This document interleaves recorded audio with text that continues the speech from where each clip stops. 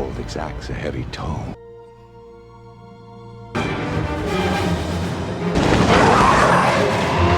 Eso lo mató! No, con it.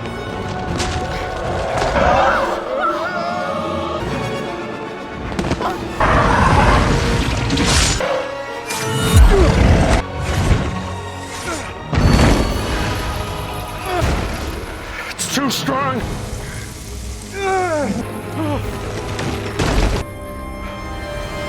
This is the only way. Control it.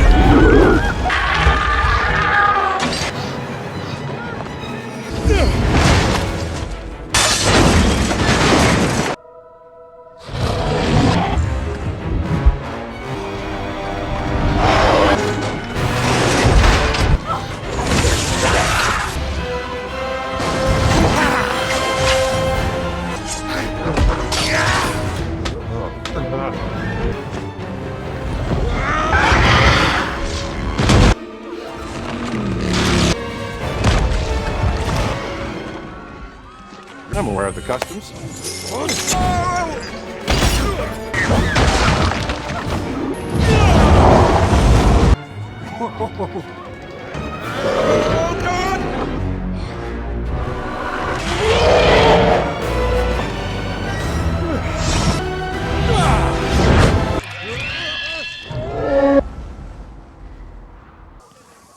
Who's this? Yeah, I was going. This may depend on it. Got it. All this for a child. Do not dare attempt calling yourself a witch conjuring creatures to... Was mercy. Get out of my way. I hope you understand. Being.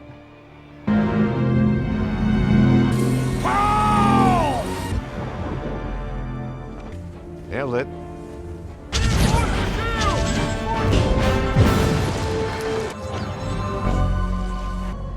She's trying to get in their heads.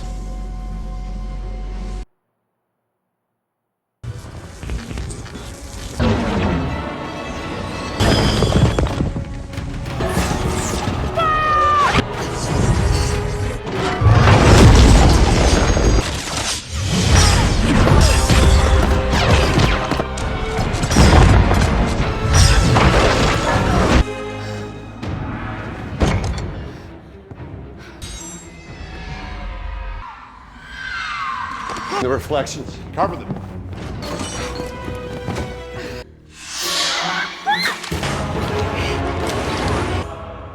You gave all.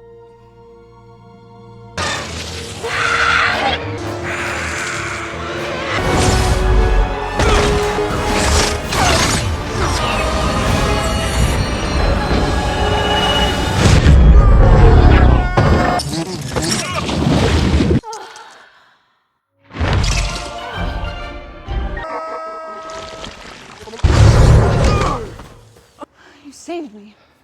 You destroy the book. No.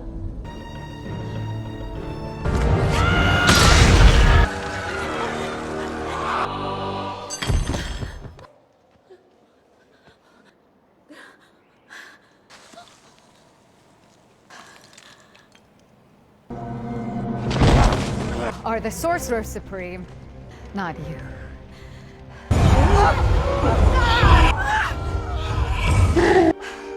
A copy. It's there the Darkhold was transcribed. Survive the journey.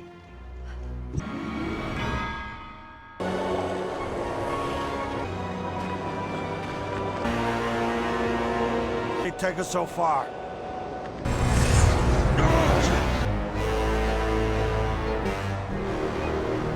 Ago, the first demon spells were later transcribed.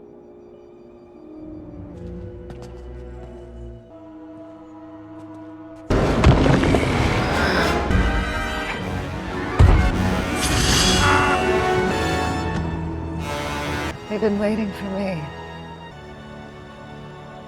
Throne.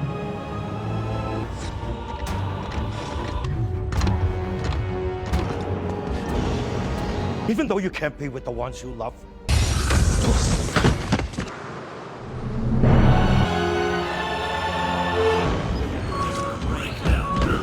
Now!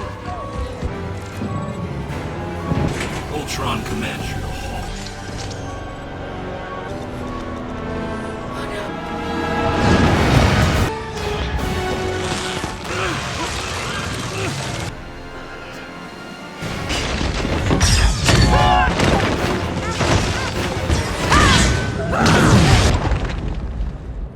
To give orders. Haven't you had enough?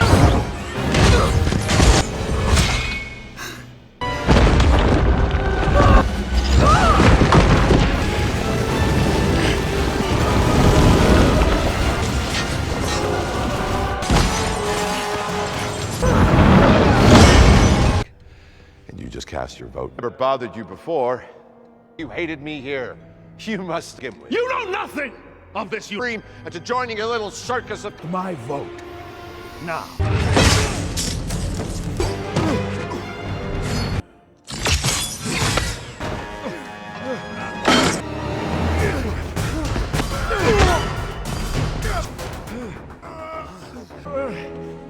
I think I'm beginning.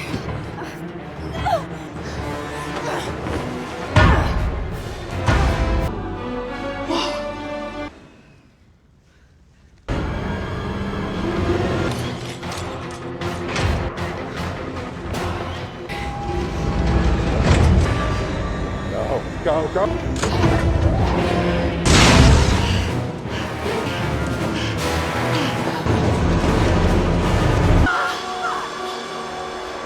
I warned you. Did you kill her?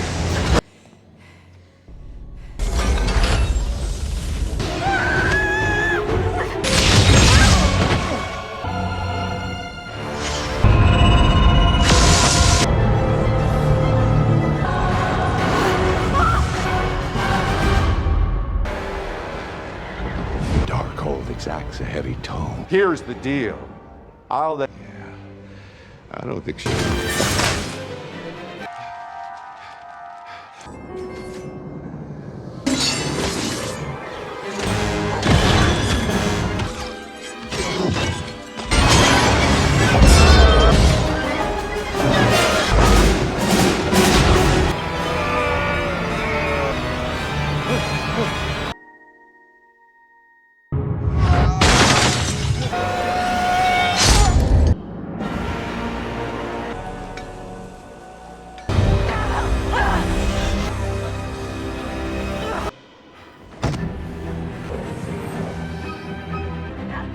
Hang on, we're coming. What are you doing with the Darkhold? Souls of the damned.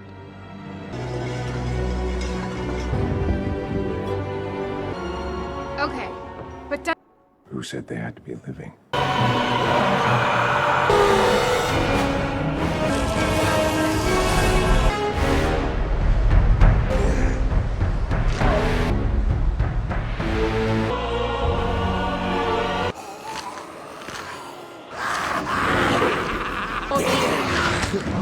This is the eternal consequence. Hang on.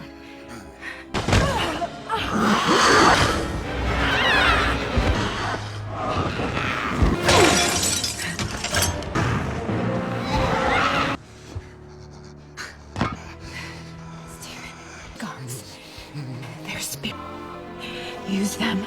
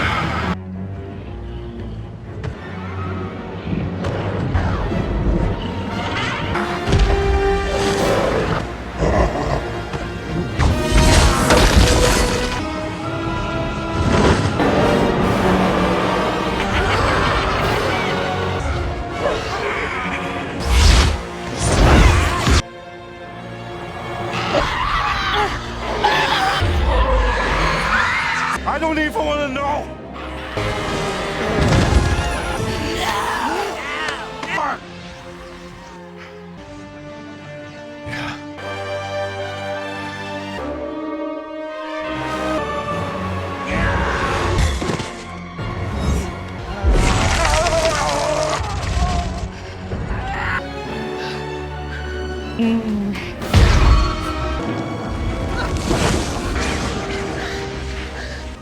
I'll give you what you want.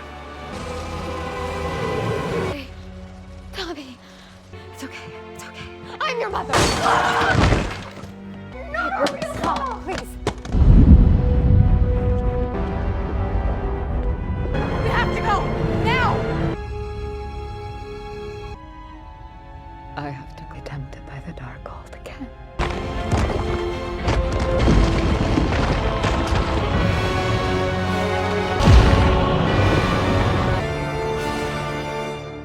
Hey guys, today we're diving headfirst into the chaotic, mind-bending adventure that is Doctor Strange in the Multiverse of Madness. We kick things off not in our familiar MCU, but in a totally different, rather bleak-looking dimension, where a variant of Doctor Strange, appropriately named Defender Strange, is desperately trying to protect a young girl, America Chavez. She's got this incredibly cool, incredibly dangerous power to punch holes into other universes, and apparently, everyone and their multiversal dog wants a piece of it. Unfortunately for Defender Strange, his valiant efforts don't quite cut it. He tries a drastic, morally questionable move to siphon America's powers, which, to no one's surprise, backfires spectacularly. He gets himself impaled by a one-eyed demon and, with his dying breath, pushes America through a portal, sacrificing himself in a surprisingly gory opening act. Before you head off, if you're enjoying the kind of content I make, please consider liking and subscribing. No pressure, but it truly helps me keep the action coming. Back in our good ol' Earth 616, our Doctor Strange wakes up from this wild dream, probably wishing he'd had something a little less stabby. He then dons a suit, which is almost as rare as seeing him without a cape, to attend the wedding of his former flame, Christine Palmer. Talk about awkward, right? The air practically crackles with unspoken history and regret as he watches her exchange vows with another man. It's a poignant moment, showcasing that even a master of the mystic arts, someone who's literally saved the universe, can't always get the girl. He makes a heartfelt, albeit a little sad, speech about love being enough, and how sometimes you have to be the one holding the knife. Metaphorically, of course. For a moment, it feels like a rom-com, if rom-coms included brooding sorcerers and the subtle sting of what-ifs. The clinking of champagne glasses almost drowns out the existential dread. But not quite, just when Strange is getting into his wedding cake, or at least processing his emotional baggage. The universe decides, nope, no rest for the wicked, or the sorcerers. A giant, squishy, one-eyed beast with a whole lot of tentacles, later identified as Gargantos, starts wreaking absolute havoc in the streets of New York. Buildings crumble, cars get tossed around like toys, and the screams of the city are pretty much the antitheses of wedding bells. Luckily, Strange and the Sorcerer Supreme, Wong, who is surprisingly spry for someone who mostly sits on a magic throne, quickly spring into action. They use their impressive array of spells, slinging energy blasts and conjuring shields, doing their best to contain the fleshy, multi-limbed menace. It's a classic superhero brawl, complete with property damage that will probably take decades to clean up. You'd think after Thanos, New Yorkers would just get used to these giant creature attacks, but apparently, they still have some fight left in them during the monster-mashing chaos. Strange notices a familiar face, or at least a familiar outfit. It's the very same America Chavez from his dream. Turns out she's not just a figment of his subconscious, but a very real, very terrified teenager. She's the target of this slimy, interdimensional assailant, and Strange, ever the hero despite his relationship woes, swoops in to save her from Gargantos' grotesque grasp. Once the monster is dispatched, with a particularly nasty street lamp decapitation, if I recall, America finally gets to explain her situation. She's being hunted across the multiverse because she possesses the unique power to travel between parallel universes. Apparently, she's the only one, and there's no map or GPS for this particular superpower, just a whole lot of uncontrolled accidental dimension hopping. Her explanation is delivered with the frantic energy of someone who's constantly on the run, and frankly, who can blame her? Imagine if your superpower was basically a random teleporter that only worked when you were scared out of your wits. With America's dire predicament laid out, Strange does the sensible thing. He consults with the most powerful magic user he knows, Wanda Maximoff. He travels to her seemingly idyllic orchard, where she's living out her days in a picturesque farmhouse, looking like she just stepped out of a cottagecore Pinterest board. Wanda greets him warmly, playing the part of the grieving, but ultimately peaceful, former Avenger. Strange, bless his oblivious heart, initially thinks she's the perfect person to help protect America to understand the multiverse, perhaps even offering some advice on dealing with unruly magic. He tries to subtly bring up the demon and the interdimensional threats, all while Wanda prunes her flowers with an almost too calm demeanor. It's a masterclass in dramatic irony, as the audience knows exactly where this is going. But Strange is still operating under the assumption that Wanda is just, Wanda and not the universe-hopping, child-obsessed villain she's secretly become. The bliss of ignorance. The polite pleasantries don't last long, because Wanda, bless her honest heart,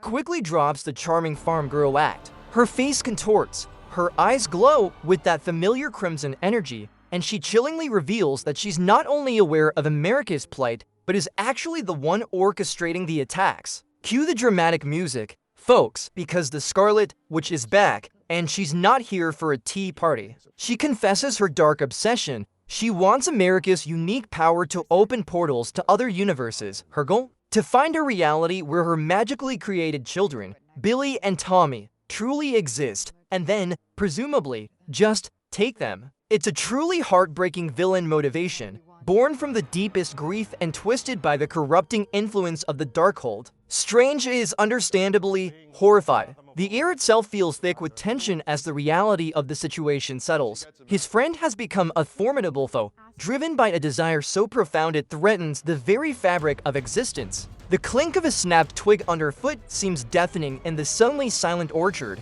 Before Strange can even process the betrayal, Wanda unleashes her full power. The idyllic orchard vanishes, replaced by the grim reality of her intentions. She launches a full-scale assault on Kamar Taj, the mystical stronghold where America has sought refuge. Her crimson magic, pulsing with raw, unrestrained power, tears through the ancient defenses of the sanctuary like it's made of tissue paper. Sorcerers, who minutes ago were probably having a quiet cup of tea, are now scrambling, desperately trying to erect shields and counter spells against the overwhelming force of the Scarlet Witch. The air is thick with the crackle of energy, the shouts of the defenders, and the thud of impact as magical barriers shatter. It's a stark reminder that Wanda isn't just powerful. She's a force of nature, driven by an unyielding desire, and absolutely nothing, not even the combined might of the masters of the mystic arts, seems capable of stopping her. Honestly, it makes you wonder why they didn't just put up a no demonic dream-walking sign inside Kamar Taj. The battle rages. Wong, ever the stoic leader, rallies the sorcerers, deploying every defensive spell and offensive maneuver they know.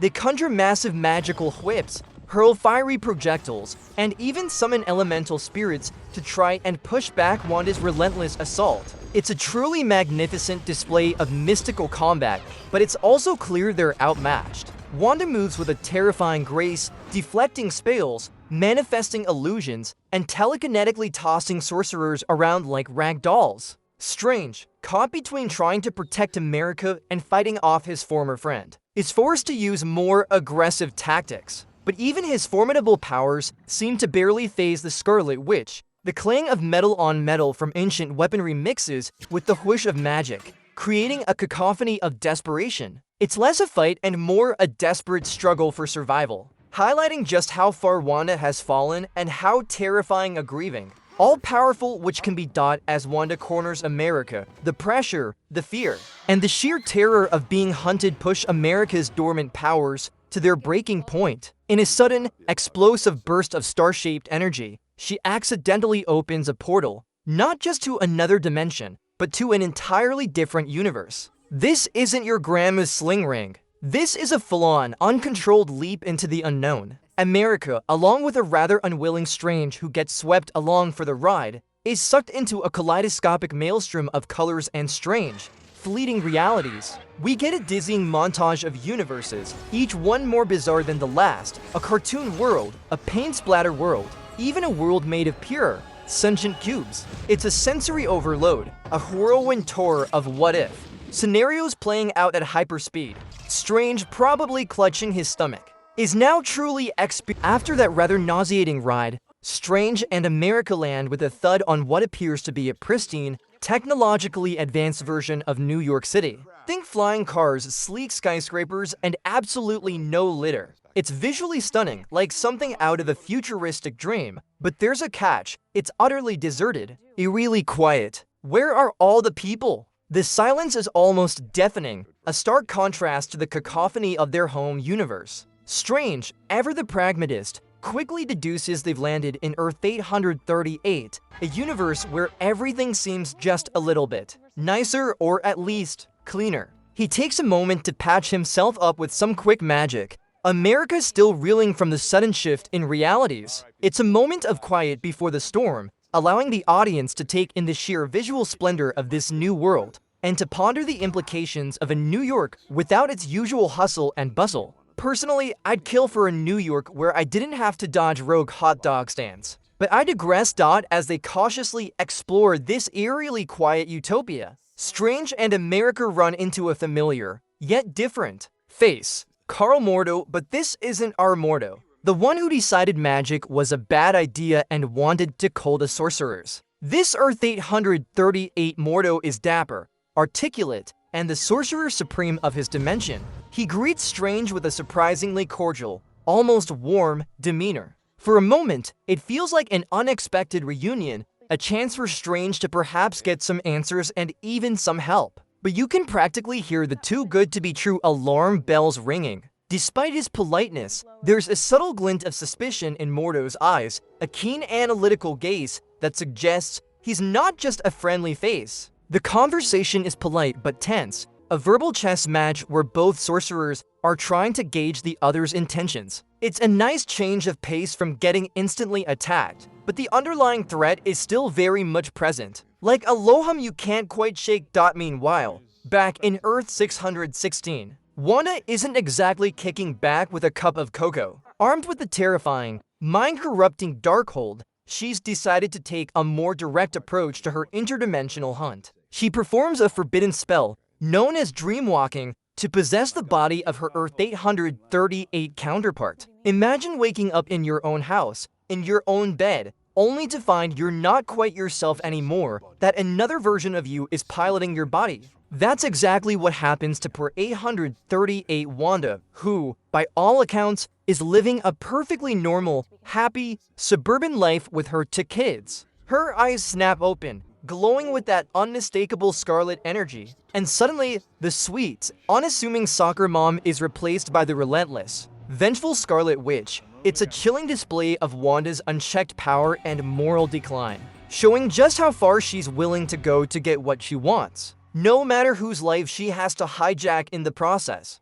Talk about a rude awakening. Strange and America, still trying to get their bearings in this bizarre new world, find themselves exploring the 838 version of the Sanctum Sanctorum. It's familiar, yet subtly different, and just when they think they might finally get some answers, the floor drops out from under them. No, literally, energy traps spring from the ground, immobilizing Strange with glowing magical binds and capturing America. It's a swift, precise ambush executed by a formidable, unseen security force. Turns out Mordo's friendly demeanor was just a cover. He led them right into a trap. Strange is furious, realizing he's been duped by a variant of his former friend, a Mordo who, it turns out, really dislikes him in every universe. The clanging of their restraints is a sharp, metallic punctuation to their unfortunate predicament. They're taken by these mysterious figures, destined for a rather intimidating tribunal. So much for a warm multiversal welcome, huh?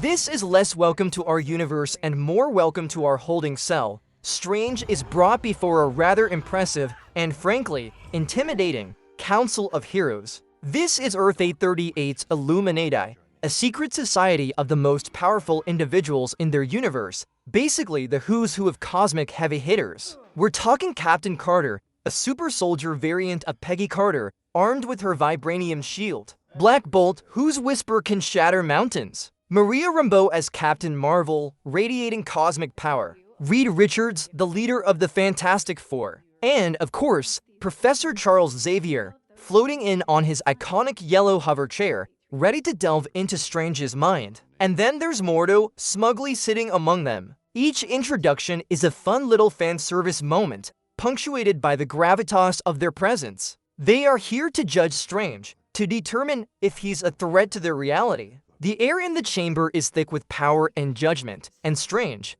for once, seems a little out of his depth. It's like being called into the principal's office. But the principal can literally explode you with a thought. The Illuminati laid down the law, explaining to our Strange exactly why they're so suspicious of him. Turns out, their universe's Doctor Strange was a bit of a loose cannon, going full Darkhold emo mode and causing an incursion, basically a multiversal collision that destroyed an entire universe. Ouch. So, to prevent further cosmic catastrophes, the Illuminati made the tough, but apparently necessary, decision to execute their own Strange. Yes, you heard that right, they opt their very own Sorcerer Supreme.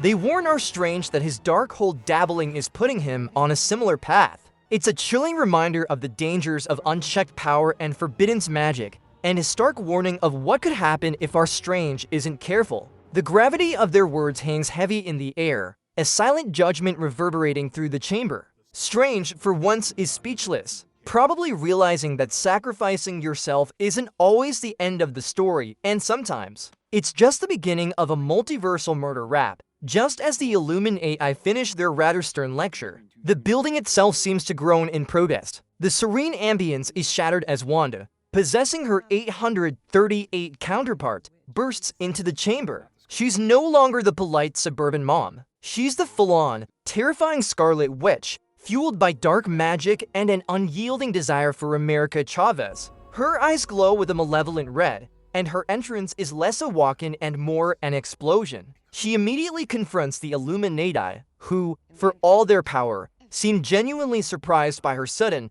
violent appearance. The air crackles with her menacing energy, a palpable wave of pure, unadulterated rage. The Illuminati, who just moments ago were coolly sentencing Strange, now find themselves facing a much bigger problem, one that doesn't care about their secret council or their fancy titles. It's almost a little satisfying to see their smug faces drop, isn't it? Karma, but make it multiversal and magical. The Scarlet Witch wastes no time in demonstrating why she's the most dangerous woman in the multiverse. Black Bolt, hoping to end the confrontation quickly, prepares to unleash his devastating sonic scream. But Wonder, with a chillingly casual gesture, seals his mouth shut. He tries to speak, to roar, but with no outlet for his power, his own head implodes in a horrifying, visceral explosion of blood and bone. The crack of his skull shattering reverberates through the stunned chamber, a brutal reminder of Wanda's raw power and her absolute lack of mercy. It's a truly shocking moment, even for seasoned superhero movie watchers, as one of the most powerful beings in the room is dispatched with such terrifying efficiency. The silence that follows is deafening, punctuated only by the stunned gasps of the remaining Illuminati. Yeah, don't mess with a magic mom on a mission. Wanda, completely unfazed by her previous act of graphic violence, continues her rampage. Reed Richards, ever the intelligent one, tries to engage her with reason, explaining the dangers of an incursion. But Wanda isn't interested in a debate. With a flick of her wrist, she uses her magic to stretch his elastic body into a horrifying, elongated mess, tearing him apart piece by agonizing piece. The sound of his stretched limbs tearing is sickeningly vivid. Next up is Captain Marvel, who courageously blasts Wanda with her cosmic energy. But even her immense power isn't enough. Wanda simply swats her away, bringing down a massive, crumbling statue to crush her under tons of debris. It's a shocking display of how easily she dispatches these supposedly insurmountable heroes, one after another. The sounds of concrete crumbling and flesh tearing create a symphony of destruction, leaving no doubt about the sheer magnitude of her threat. You've got to wonder if this universe's heroes had a bad day emergency protocol. With only a few members of the Illuminati left, Captain Carter, true to her super soldier spirit, charges into battle. Her vibranium shield, a beacon of hope, whirls through the air as she engages Wanda in a fierce, albeit brief, hand-to-hand and magic combat. She's quick, agile, and incredibly strong, landing a few solid blows that would floor anyone else. But Wanda, with her reality-altering powers, is on an entirely different level. In a truly brutal twist, Wanda uses her telekinesis to turn Captain Carter's own shield against her. The iconic vibranium disc, once a symbol of protection, becomes a weapon of destruction, slicing Captain Carter in half with a sickening thud. The sudden silence that follows is even more impactful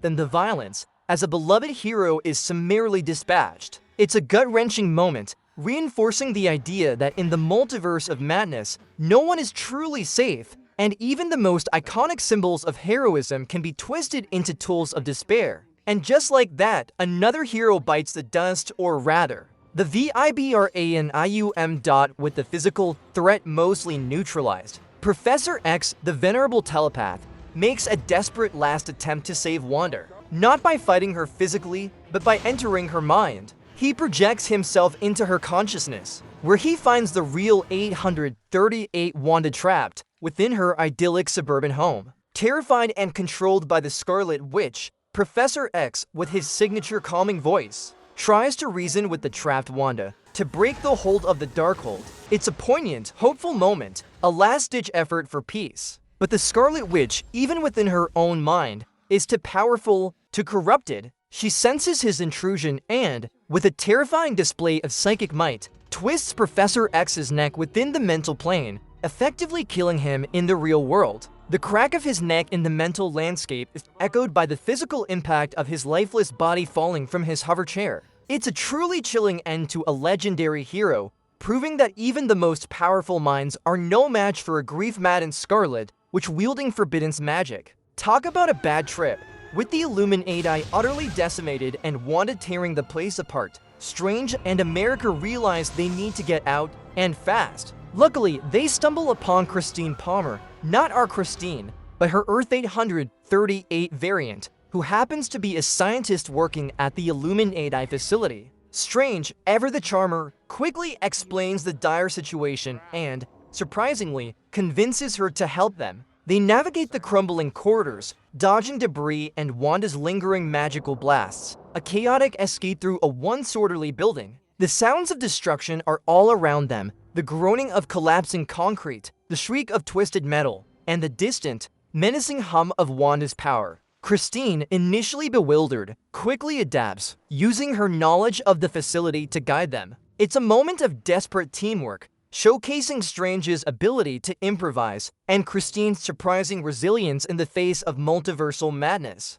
And just like that, Strange finds himself on the run with yet another version of the woman he can't quite get over. Christine leads Strange and America to a hidden location within the Illuminati compound, a mystical vault containing the Book of Vishanti. This isn't just any book. It's basically the antithesis of the Darkhold, filled with pure, benevolent magic and counter spells. It's their best and perhaps only hope of stopping Wanda. The chamber itself is ancient and grand, bathed in an ethereal glow, contrasting sharply with the destructive chaos they just escaped. Strange, with a glimmer of hope in his eyes, realizes that this book could give them the edge they desperately need. Christine looks on, a mixture of awe and trepidation on her face, finally understanding the sheer scale of the magical conflict they are embroiled in. The quiet hum of the ancient magic within the book is almost a melody of hope, a stark contrast to the cacophony of fear that has followed them. It's a classic MacGuffin moment, but a crucial one, promising a glimmer of light in the overwhelming darkness of Wanda's pursuit. What could possibly go wrong now, right? Just as Strange reaches for the Book of Vishanti, hope blooming in his chest, a terrifying red glow engulfs the chamber. Wanda, having caught up to them, bursts in with a furious roar. She's faster, more determined, and absolutely relentless. With a single, brutal move, she snatches America Chavez from the group, her grip unyielding. Then, without a moment's hesitation, she unleashes a torrent of crimson magic, obliterating the ancient Book of Vishanti in a burst of fiery energy. The fragile hope they had just found is extinguished in an instant, leaving them utterly defenseless. The sound of the book's pages burning to ash is a gut punch, a complete reversal of their fortunes. Strange is left stunned, witnessing America being dragged away, realizing that every plan he makes seems to crumble under Wanda's overwhelming power. It's a crushing defeat, leaving our heroes at rock bottom, stripped of their last real weapon. Well, that escalated quickly, didn't it? With America captured and the Book of Vishanti destroyed, Strange, ever the quick thinker, makes a split-second decision. He grabs Christine Palmer, the 838 variant, mind you, and using the lingering magical residue from America's recent jump, yanks them both through a newly opened portal. It's a desperate, uncontrolled leap into the unknown, a last-ditch effort to escape Wanda's clutches. They hurtle through a swirling, chaotic void, a dizzying rush of distorted light and sound, before landing with a rather ungraceful thud. They find themselves in a truly desolate universe, a world that seems to be literally falling apart, filled with floating islands of debris and shattered remnants of what once was. The air is thick with dust and a pervasive sense of decay. The silence here isn't eerie. It's a heavy, oppressive blanket. It's clear this universe has seen better days, probably even worse than Strange's own internal monologue after a bad breakup. This is a truly broken place, and they're stranded within its ruins.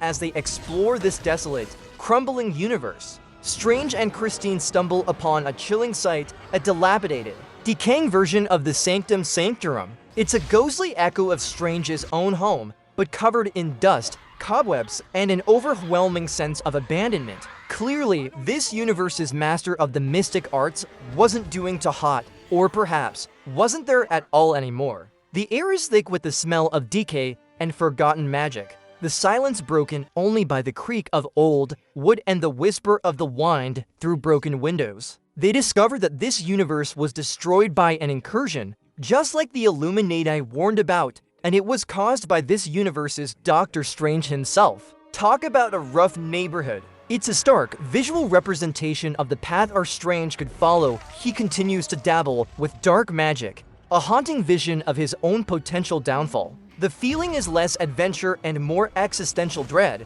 which, let's be honest, is pretty on brand for Doctor Strange.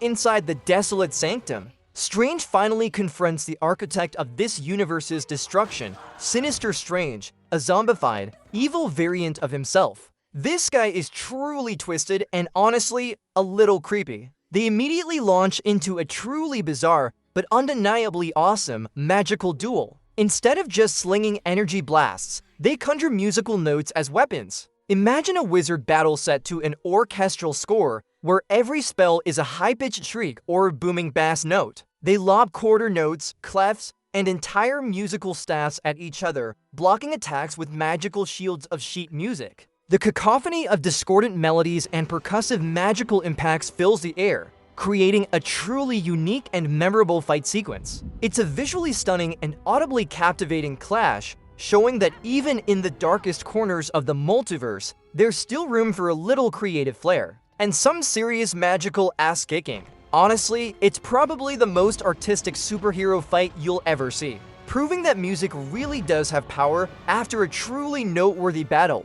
Our Strange manages to get the upper hand on his evil doppelganger. He uses his ingenuity and a bit of environmental awareness, impaling Sinister Strange on a broken fence with a rather satisfying thud. With his dark variant defeated, Strange makes a morally ambiguous choice. He retrieves the Darkhold from Sinister Strange's lifeless grasp. This is the very book that corrupted Wanda, the forbidden text of dark magic. He knows the dangers, he's seen its devastating effects, but America is in Wanda's hands, and desperate times, as they say, call for desperate measures. The book pulses with a sinister energy in his hands, a chilling tactile sensation, hinting at the corrupting power within. Christine watches him with a mixture of fear and concern, understanding the immense risk he's taking. He's crossing the line, walking a tightrope over an abyss of dark magic, all to save America. It's a classic fight fire with fire scenario, but with way more potential for existential dread and a third eye.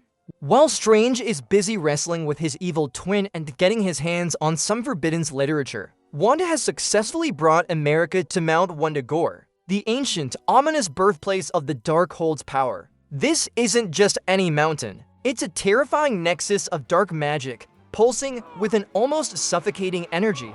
Wanda, now supercharged by the mountain's power, has America firmly trapped in a web of crimson energy, her star-shaped portals shimmering uselessly against the overwhelming force. She's moments away from fulfilling her twisted desire, draining America's power to punch her way into a universe where her children exist. America is terrified, struggling against her magical bonds, the air thick with her desperate, silent pleas. The hum of Wanda's building power is almost a physical pressure, a constant reminder of the impending doom. It's a truly bleak moment, the culmination of Wanda's relentless pursuit. And it seems like all hope is lost for our young multiversal traveler. With America trapped and seemingly out of options, Strange reveals his desperate and frankly disturbing plan to Christine. He intends to use the Darkhold to dreamwalk into the corpse of Defender Strange, the one we saw die at the very beginning, back in the original universe. It's a forbidden act, a gruesome violation of natural law, but it's the only way he can confront Wanda and save America. Christine is horrified, but seeing his unwavering determination, she reluctantly agrees to help, understanding the impossible choice he's making. She sets up a magical circle, performing the necessary rituals to help him focus. The chamber is quiet, save for the low chanting and the occasional crackle of energy, as Strange prepares for this truly bizarre form of remote control. He looks at Christine, perhaps a variant of the love he lost, one last time, a silent acknowledgement of the terrifying leap he's about to take. It's a testament to his character-driven focus. He'll risk anything, even his own soul,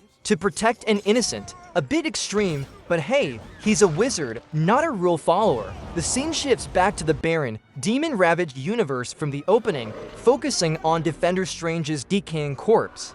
Then, with a sudden, grotesque jolt, the body twitches. Strange's consciousness, powered by the Darkhold, enters the deceased variant. The corpse reanimates, glowing with an eerie green spectral energy, its lifeless eyes now filled with determination. But it's not just a zombie. Strange, in his macabre and new form, can now command the very souls of the damned. He gathers them, weaving them into a terrifying, spectral cape that billows behind him, a chilling echo of his iconic cloak of levitation. The whoosh of this ghostly cape is as unsettling as its appearance. He unleashes these spectral forces, creating ethereal platforms and launching ghostly projectiles. It's a truly disturbing sight, but undeniably powerful. He's become a dark, twisted parody of himself, but with a noble purpose. It's a bit of a gross-out moment, but also a clever way to repurpose an early plot point into a desperate, heroic measure. Who knew zombie sorcerers could be so effective? Zombie Strange, powered by the Darkhold and wielding an army of the damned, makes his grand, grotesque entrance at Mount Wundagore. He confronts Wanda, who is moments away from stealing America's power.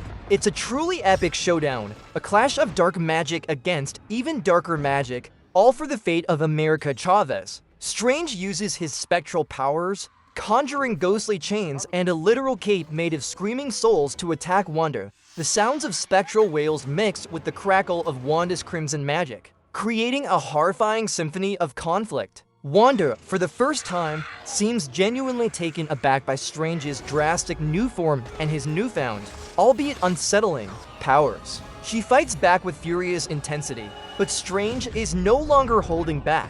He's embracing the darkness, pushing his own limits, all in a desperate attempt to protect the innocent. It's a raw, brutal, and emotionally charged confrontation, a testament to the lengths Strange will go to save someone he believes in, even if it means becoming a literal undead wizard. Talk about a glow-up, or rather, a ghoul-up, amidst the chaos of the zombie sorcerer versus Scarlet witch battle. America Chavez, inspired by Strange's unwavering belief in her, and perhaps by the sheer desperation of the moment, finally, truly, fully masters her powers. She's been struggling with them all movie, but seeing Strange literally sacrificing his soul for her gives her the push she needs. With a surge of raw and tamed energy, her star-shaped portals burst forth, no longer uncontrolled bursts of fear, but deliberate, focused conduits to the multiverse. The sound is less a whoosh and more a triumphant roar of power as she tears open multiple portals, revealing glimpses of countless realities. It's a truly empowering moment, as the hunted becomes the hunter, or at least, the portal opener with agency. She is no longer just a MacGuffin. She's a force to be reckoned with. Her face, once edged with fear, now radiates determination. The tide is slowly, powerfully turning, thanks to a young girl realizing her true potential. You go, America! With her newfound control, America Chavez doesn't just open a random portal. She opens one directly to the universe where Wanda's children, Billy and Tommy, truly exist. It's a direct, heartbreaking confrontation with the very thing Wanda has been fighting, killing, and dreamwalking for. Wanda, for a split second, is overjoyed, stepping through the portal to finally embrace her boys. But the children, seeing the terrifying, blood-soaked Scarlet Witch, recoil in fear. They don't see their loving mother. They see a monstrous witch, driven to madness by her grief. The visceral sound of their cries of fear and their desperate attempts to get away from her shatters Wanda's entire delusion, her carefully constructed justification for her actions. It's a truly gut-wrenching moment, as the ultimate prize she sought turns into her ultimate heartbreak. The air is thick with her despair, a palpable wave of crushed hope.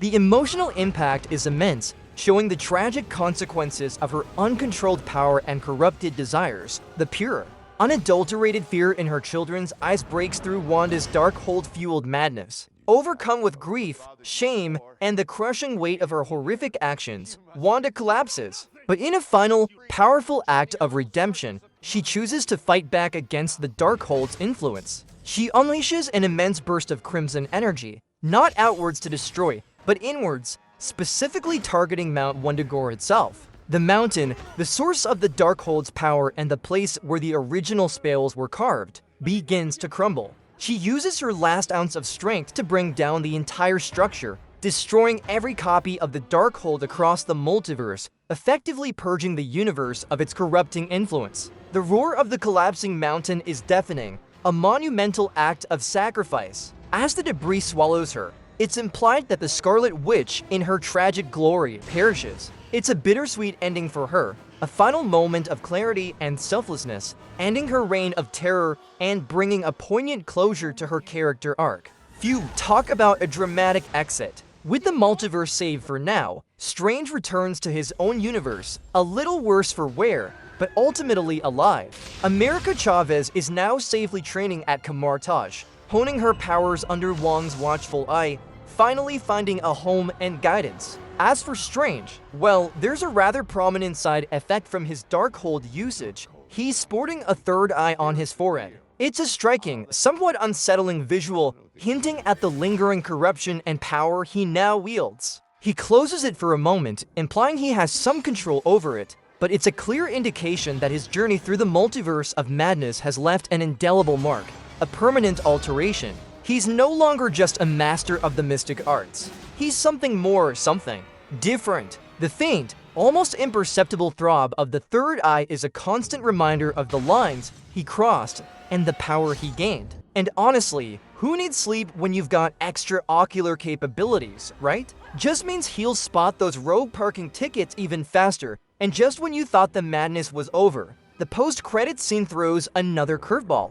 Strange strolling down a bustling New York street, seemingly back to his normal, slightly arrogant self, is suddenly confronted by a mysterious, powerful sorceress named Clear. She appears out of nowhere, her eyes burning with a regal intensity. She wastes no time with pleasantries, dramatically tearing open a jagged, purple portal to the dark dimension, yes, the same one Dormammu hails from, and declares that Strange's help is needed. She beckons him, demanding he join her to fix an incursion he supposedly caused. Strange, ever the hero, and perhaps a little intrigued by this new, formidable woman, opens his newly acquired third eye and confidently steps into the portal with her. It's a tantalizing tease for future adventures, promising even more multiversal mayhem and perhaps a new, powerful ally, or rival. And just like that, the cycle of saving existence begins anew, because apparently, being Doctor Strange means never truly getting a day off.